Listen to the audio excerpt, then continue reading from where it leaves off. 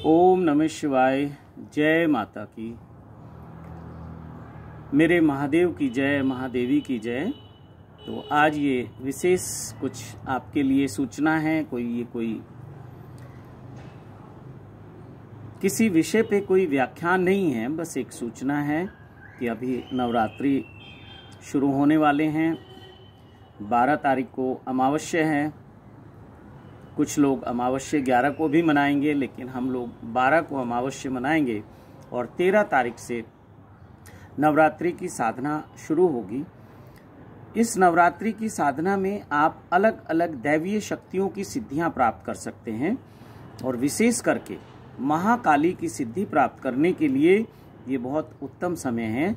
और जिसको महाकाली की सिद्धि प्राप्त हो जाती है, फिर वो दूसरी सिद्धियां भी आसानी से प्राप्त कर सकता है। 10 महाविद्याओं में महाकाली प्रमुख देवी है और बाकी की जो 9 शक्तियां हैं, 9 विद्याएं हैं, ऐसा 10 महाविद्याओं के बारे में आपने सुना होगा। तो उसमें से माँ काली जो हैं वो प्रमुख हैं और जो और 9 देवियां हैं वो उनकी सहयोगी हैं, यानी कि उन सब की जो प्रमुख देवी हैं वो महाकाली हैं।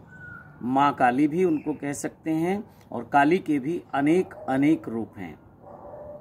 तो इसमें आप सात्विक रूप में साधना कर सकते हैं, आप तामसिक रूप में साधना कर सकते हैं और आप राजसिक भी साधना कर सकते हैं। वैसे मुख्य रूप से तामसिक और सात्विक ये साधनाएं होती हैं, लेकिन एक और मध्य का मार्ग है जिसमें राजसिक साधनाएं होती हैं और इन साधनाओं से सुख, शांति, समृद्धि, ऐश्वर्य, रिद्धि, सिद्धि, धन, ध्यान, ज्ञान, समाधि और शिव साक्षात्कार प्राप्त होता है। और जीवन में जितने भी कष्ट हैं, जैसे बहुत लोग कर्जे से परेशान हैं, बहुत लोग अपनी सोर्स ऑफ इनकम को लेके परेशान हैं, बहुत लोग पैसे को लेके परेशान हैं कि जितनी पैसे की आवश्यकता है उतना पैसा है नहीं। तो बहुत तरह की समस्याएं हैं। कुछ लोगों के घर में कलह कलेश है, हमेशा एक झगड़े का वातावरण बना रहता है। कुछ लोगों को शत्रु बाधा बहुत ज़्यादा है और तरह तरह की बाधाएं हैं। कुछ लोगों को जादू टोना और ये जो भूत प्रेत, ये इस तरह की बाधाएं बहुत लोगों को हैं। तो इस साधना से ये सब जो आपके जीवन के दुख हैं, कष्ट हैं, परेशानियां हैं, इनसे तो मुक्ति आपको मिलती ही है। साथ ही साथ आपको सुख, शांति, समृद्धि भी मिलती है, ऐश्वर्य भी मिलता है, देव कृपा भी आपको प्राप्त होती है, दैवीय कृपा भी आपको प्राप्त होती है और दैवीय कृपा से, दैवीय आशीर्वाद से आपके जीवन में चमत्कार होते हैं। तो नवरात्रि में ये साधना शुरू होगी, लेकिन साधना करने से पहले साधना की कुछ तैयारियां हैं। तो ये तैयारियां आपको समय रहते करनी हैं।